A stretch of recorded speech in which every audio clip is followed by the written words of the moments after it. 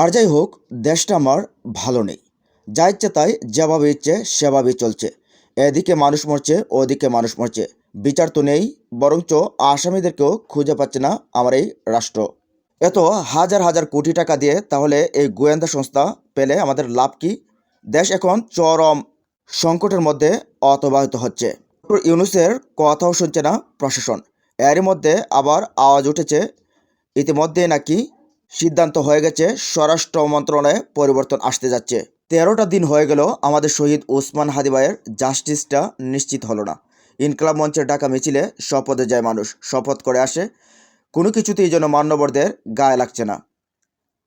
এই যে কি অসহায় যন্ত্রণা, কাউকে কেউ বোঝাতেও পারছে না। অন্তর্বর্তী সরকারের 1.5 বছরের যাত্রায় এই মুহূর্তে সবচেয়ে উত্তপ্ত ও স্পর্শকাতর ইস্যু স্বরাষ্ট্র মন্ত্রণালয়ের রদবদল, আইনশৃঙ্খলা পরিস্থিতির চরম অবনতি, ইনকলাব মঞ্চের আলটিমেটাম এবং বিতর্কিত মন্তব্যের জেরে বর্তমান স্বরাষ্ট্র উপদেষ্টা জাহাঙ্গীর আলম চৌধুরীর বিদায়ের গুঞ্জন এখন চরম তুঙ্গে। কিন্তু প্রশ্ন হলো, তার জায়গায় কে আসছেন? আলোচনার শীর্ষে রয়েছেন ডক্টর খলিলুর রহমান, কিন্তু তাকে নিয়োগ দেওয়া নিয়ে কেন সেনাবাহিনী এবং সরকারের মধ্যে তৈরি হচ্ছে অদৃশ্য দেয়াল? তথাকথিত রহমান ব্রাদার্স থিওরি এবং পিনাকি ভট্টাচার্যের সাথে সম্পর্কে টানাপোড়েন কেনই বা আবার জাতি এই ডক্টর খলিলুর রহমানকেও অশনি সংকট হিসেবে দেখছেন? 2024 সালের 5ই আগস্ট ছাত্র জনতার অভ্যুত্থানে দেশ নতুন করে স্বাধীন হয়। 8ই আগস্ট নতুন একটা ইন্টারিম গভর্নমেন্ট হয় এদেশে।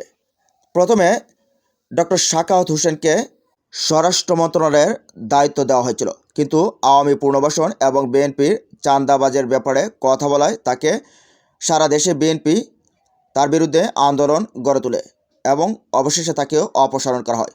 সেই জায়গায় নিয়ে আসা হয় বরাবরই যুদ্ধের জন্য সাহসী ভূমিকাকারী স্বরাষ্ট্র উপদেষ্টা জাহাঙ্গীর আলম চৌধুরীকে। তিনি স্বরাষ্ট্র উপদেষ্টা হন, কিন্তু যেভাবে প্রশাসনকে ফাংশন করানোর কথা তিনি সেভাবে করাতে পারেননি, বরঞ্চ তিনি টোটালি ব্যর্থ হয়েছেন এটাই বলা যায়। তবে মানুষটা তিনি সহজ সরলভাবে চলাফেরা করেন, চান পরিবর্তন করতে, কিন্তু সব কিছুই যেন তার আওতার বাইরে। তিনি এক কথা বলেন, তার প্রশাসন আরেক কথা বলে। সাম্প্রতিক সময়ে ইনকলাব মঞ্চের মুখপাত্র বীর শহীদ শরীফ ওসমান হাদির মৃত্যুতে আসামিরা এখনও ধরাছোঁয়ার বাইরে। আর এরই জন্য সারা দেশে আওয়াজ ওঠা হয়েছে যে স্বরাষ্ট্র উপদেষ্টা যেন পদত্যাগ করেন। ইতিমধ্যেই ইনকলাব মঞ্চের পক্ষ থেকে 3 দফা আলটিমেটামও দেওয়া হয়েছে। যদি খুনিরা ধরা না পড়ে তাহলে স্বরাষ্ট্র উপদেষ্টা জাহাঙ্গীর আলম চৌধুরী যেন পদত্যাগ করেন।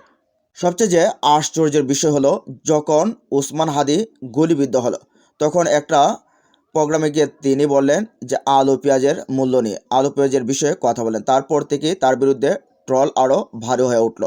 পরবর্তীতে তিনি এই কথাটাও ক্লিয়ার করেছিলেন যে আমি একটা কৃষি বিষয়ক অনুষ্ঠানে গেছিলাম, সেখানে এই জন্য এই বিষয় নিয়ে কথা বলছিলাম। যাই বলুক না কেন, তিনি যে ব্যর্থ সেটা সারা দেশের মানুষ জানে। তিনি দায়িত্ব নেওয়ার পর কোনো একটা কিছু ফাংশন হচ্ছে না, আন্দোলন চলছেই, এদিকে মানুষ মরছে, ওদিকে মানুষ মরছে।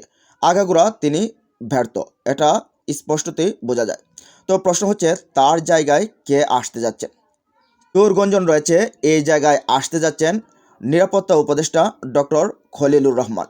তাকে প্রথমে যখন আনা হচ্ছিল ডক্টর ইউনূসের পছন্দ মতে, তখন অনলাইন অ্যাক্টিভিটিস পিনাকি ভট্টাচার্য বলেছিলেন একজন রত্নকে নিয়ে যাওয়া হচ্ছে, কিন্তু ক্ষমতার মোহে যে অনেক রত্নই হারিয়ে যায় সেটা যেন প্রমাণ করেছেন ডক্টর খলিলুর রহমান।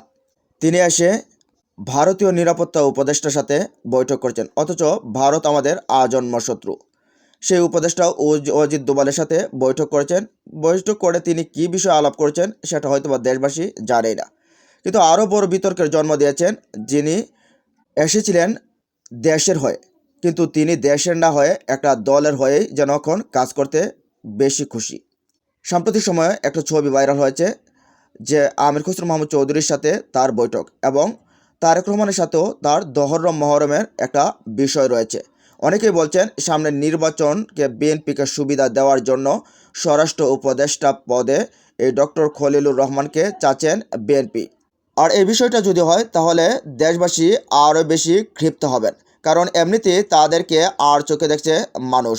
অপরদিকে আবার ডক্টর খলিলুর রহমানকে স্বরাষ্ট্র উপদেষ্টা করা হোক, এই বিষয়টা চান না জামায়াত ইসলামী। জামায়াত ইসলামীর কথা হলো, যে লাউ সেই কদু দিয়ে কোনো কাজ হবে না। স্বরাষ্ট্র উপদেষ্টা জাহাঙ্গীর আলম চৌধুরী যেমন, ঠিক সেভাবেই কাজ করবেন ডক্টর খলিলুর রহমান। বরঞ্চ তাকে বাদে জামায়াতের চাওয়া ক্যাপ্টেন হাসিনুর রহমানকে অথবা আমার দেশ সম্পাদক মাহমুদুর রহমান সাহেবকে। তারা নিরপেক্ষ বিপ্লবী চেতনার মানুষ। তারা এই প্রশাসনকে ঠিক করতে পারবে, ফাংশন করাতে পারবে, এমনটাই জানিয়েছেন। আবার দেশের কিছু কিছু মহল থেকে এমন তথ্য উঠে এসেছে যে তারা চায় সেই ডক্টর সাখাওয়াত হোসেনকেই আবার স্বরাষ্ট্র উপদেষ্টার দায়িত্ব দেওয়া হোক। তিনি বরং যোগ্যই ছিলেন, কিন্তু তার একটা মন্তব্যের কারণে তাকে সরানো উচিত হয়নি। কিন্তু এখন কথা হচ্ছে, কে হবেন আমার দেশের নতুন স্বরাষ্ট্র উপদেষ্টা, দেশটাকে নতুন করে প্রশাসনের ফাংশন করানোর জন্য। প্রিয় দর্শক, আপনার কারদের পছন্দ জানাতে একটু কমেন্ট বক্সে। ভালো থাকুন, সুস্থ থাকুন, আর আমার চ্যানেলটা সাবস্ক্রাইব করে সাথে থাকুন। আল্লাহ হাফেজ।